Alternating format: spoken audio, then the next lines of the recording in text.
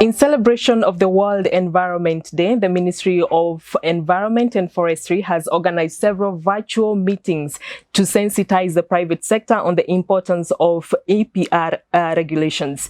And to discuss that, I am joined by Dr. Ayub Macharia, the Director of Environmental Education and Awareness at the Ministry of Environment and Forestry. Thank you very much for joining us, Dr. Ayub. Thank you. So we want to ask you to define first the extended producer responsibility, for Wanjiku, in layman's language. The extended producer responsibility is a concept that requires the producer of products and packaging. Products, and I mean a product like a car, a radio, or a fridge, or anything that we use at home, including the buckets, the jerry cans that we normally use at home. It requires the person who sold, who manufactured and distributed and repackaged that product to take responsibility of that product post-consumer. That is, after the consumer has finished using it, there will be a person who will take care of safe disposal of the used product. And that is why it is called extended producer. The producer is a person who gave that product to the consumer. So he's supposed to be responsible beyond the use when the product has reached its end of use, to make sure that it is well disposed. And disposal here has also changed in this country. We are talking of a circular economy approach to disposal, where the product is either reused or recycled, or if it cannot be processed any further and we still have the remnants of the products anywhere, it is sent to the sanitary landfill where it will be buried in an environmentally friendly manner. The ministry has been developing the extended producer responsibility regulations for the last 2 years. And this was done through a request by the private sector, because there were a few companies that were engaging in extended producer responsibility before, but we did not have a law. So it was more voluntary. Those companies that were environmentally conscious were doing it. And then there were so many other companies that were not taking responsibility. And, to take responsibility of a product that has reached its end of use, it requires money, it requires resources. So we had some companies that we can say were joyriders. They were not contributing to the management of these products. And so all the burden was heaped on a few companies. And for that reason, the private sector approached the ministry and said, the ministry, can you ensure that there is level playing ground in terms of managing these products? Your main target in this case are the producers. Yes. Are they sensitized, or what are the plans to make sure that they are informed of the regulations and their responsibilities in this case? The producers we have been undertaking sensitization since we started developing the regulations, because we have had 3 sessions with them, in the sense that number one, we had the representative of the producers, that is the private sector organizations such as KAM, that is Kenya Association of Manufacturers, and KEPSA. They have been with us since the beginning of developing the regulation. And now the theme for this year's World Environment Day is ecosystem restoration. Yes. How are the EPRs going to contribute towards this? It implies that our ecosystem has been degraded. What degrades our ecosystem in such a manner that we need to restore it? Of course, we have the common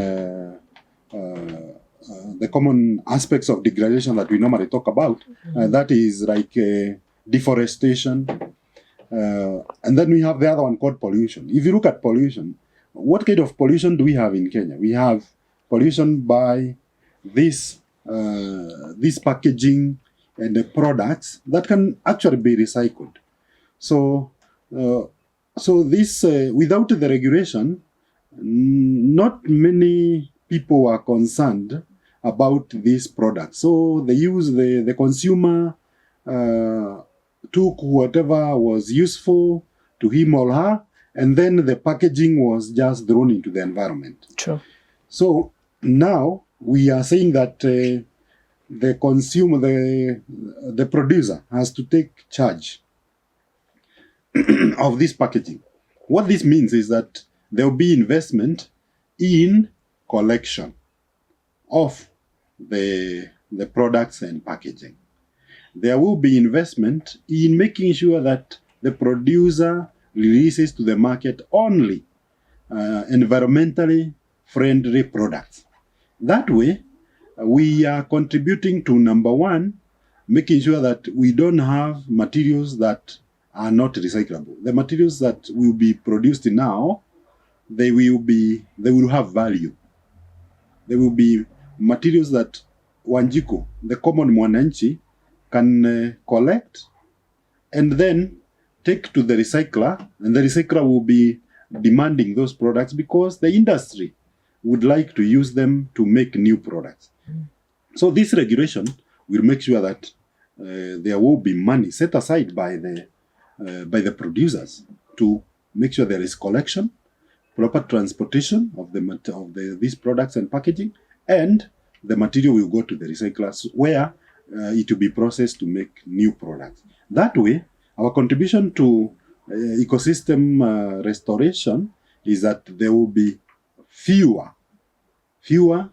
pollutants reaching our ecosystems, and therefore we are contributing to clean and healthy ecosystems.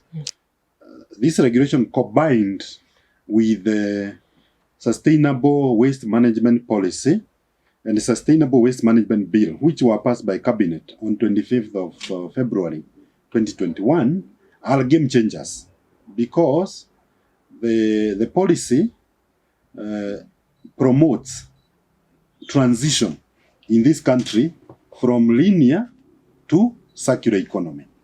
That means that we will no longer produce waste and then put all of it in one bin to take it to the dump site. Now, the waste will be segregated at source into wet and dry. Then the wet waste will go to the composting. Then the dry waste will be taken to the material recovery facilities, where it will be sorted further and sold to the recyclers. The circular economy will activate the waste value chain. The entire value chain for waste will be activated, and each step in the value chain, which were not activated before, it hosts jobs. It will accommodate very many Kenyans who will be employed there, and there will be a lot of creation of wealth. And this wealth is coming from even the products themselves, because they are now valuable. The citizen or the consumers are not very well informed on the importance of separating their waste at source. What initiatives are there by the government to ensure that this message gets home? Sustainable Waste Management Bill says clearly that everybody must segregate waste at source. And the transporters will not be required to carry mixed waste. Carrying mixed waste is an offense. Okay, so what the law is providing is that framework that everybody now will be brought on board. Even the transporters, the way the waste is handled, will be uniform. That advisory was not there before. That enforcement was not there before. But now it will be there. Now, the other thing is that there will be a lot of awareness. Mm-hmm. So like now, these producers that we are talking about, who are responsible for our 30% recyclable waste, they are expected to contribute money. They are supposed to make sure they fundraise resources, and those resources will be used for three things. One is putting in place a proper collection mechanism for their products. Number two, making sure that they continue to do research so that we have clean products in Kenya. Number three, public awareness. They have to advise the public where to take this waste and what will happen to that waste. That is a clear responsibility that is given to the producers. And so there will be a lot of awareness that is going to happen from now on. My name is Josephine Wawira from Sustainable Inclusive Business under the Kenya Private Sector Alliance Foundation.